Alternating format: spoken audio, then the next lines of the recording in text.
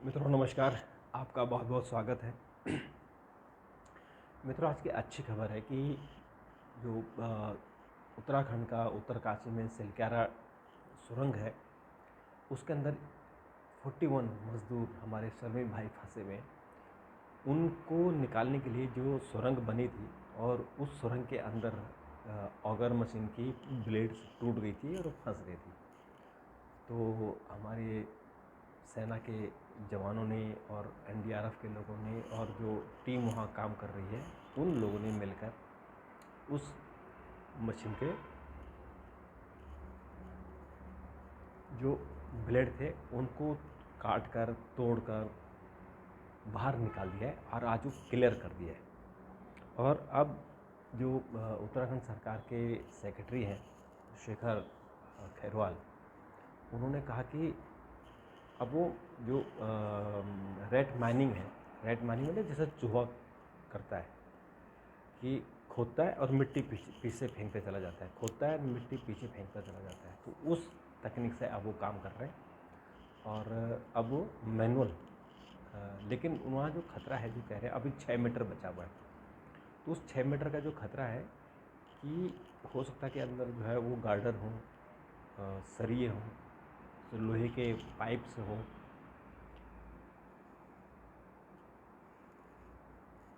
तो इसलिए ये कहना मुश्किल है कि वो कब तक क्लियर होगा, लेकिन क्लियर होगा ये निश्चित हो गया। और उन्होंने कहा कि जो हम अल्टरनेट रास्ता ढूंढ रहे थे, अब संभवतः उसकी ज़रूरत नहीं पड़ेगी, केवल 6 मीटर का मामला रह गया है।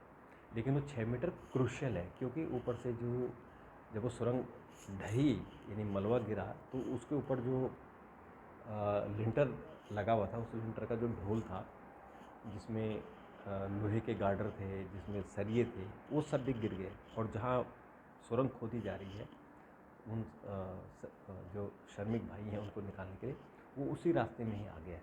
तो इसलिए ये 22 या 23 नवंबर को निकल जाने चाहिए थे, और आज 26-27 बल्कि आज 28 नवंबर हो गए हैं। तो 28 मतलब 5 दिन एक्स्ट्रा हो गए, यानी 5 दिनों तक कुछ नहीं हो पाया।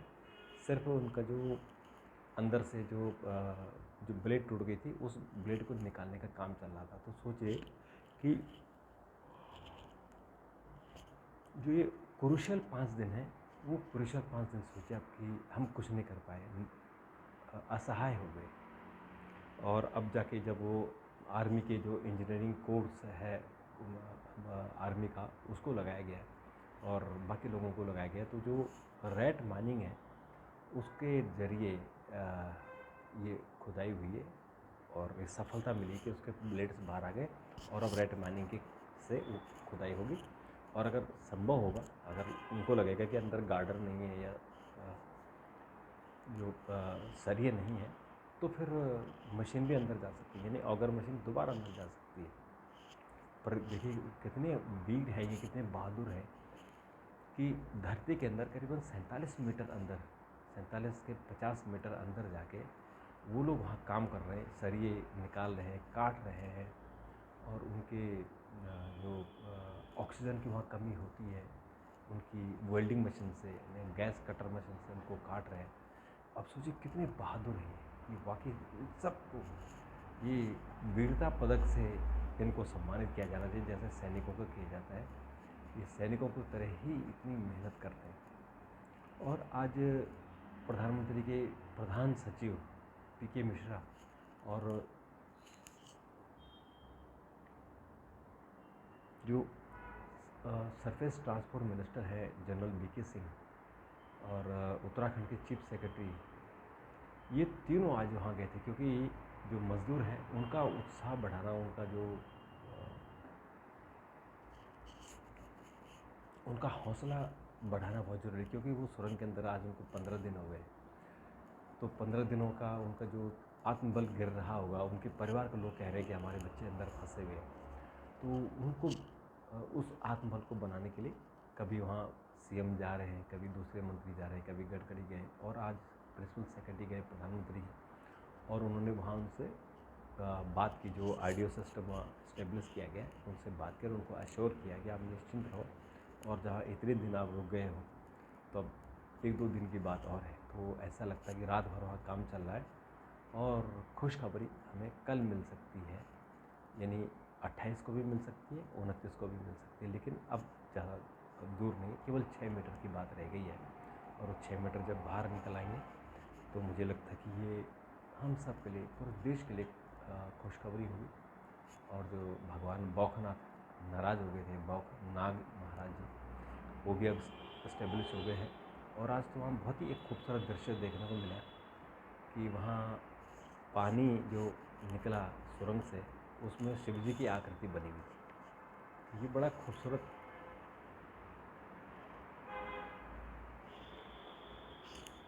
एक हमने नज़ारा देखा। और ये नज़ारा जो है, इसका मतलब ये है कि भगवान जी प्रसन्न हो गए। उनके इन्होंने गलती की थी, मंदिर तोड़ दिया था, उसको भगवान जी ने माफ़ कर दिया है।